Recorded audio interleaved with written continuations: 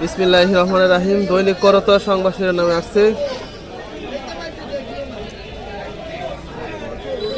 29শে April 2025।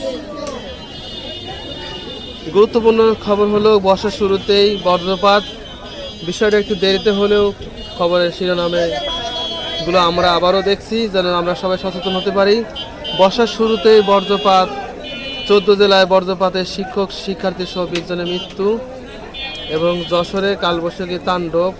Comilla ঘুড়ি ওড়ানোর সময় বজ্রপাতে নিহত শিক্ষার্থীর নিথর দেহ থেকে বের হচ্ছে ধোঁয়া। প্রিয় ভিউয়ার্স এবং শিক্ষার্থী এবং কৃষক ভাইরা, আপনারা অবশ্যই এই নিউজ আপনারা আমলে নিয়ে সতর্কতার সাথে কাজ করবেন মাঠে এবং স্কুলের কোমলমতি ভাই ও বোনেদের প্রতি আবেদন, আপনারা ছোট ভাই বোনেরা আপনারা সবসময় চেষ্টা করবেন আকাশে যদি কখনো কালো মেঘে ছেয়ে যায় এবং কালো মেঘ ডাকা শুরু করে তখনই আপনারা বাড়িতে চলে যাবেন এবং খেলাধুলা বন্ধ করে ঘরে ফিরে পড়াশোনা মনোযোগী হবেন।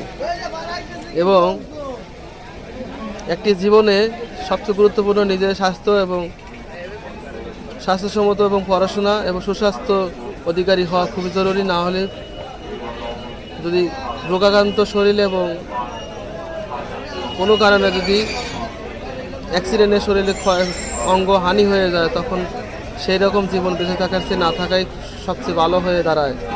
যাই হোক, সব কিছু মিলেই আপনাদের প্রতি অনুরোধ, যে মৌসুমে যেরকম আবহাওয়া সেই আবহাওয়া অনুযায়ী আপনারা কাজের শিডিউল এবং কাজের সময়সূচি তৈরি করবেন এবং সেফটি সচেতনতা বাড়াবেন।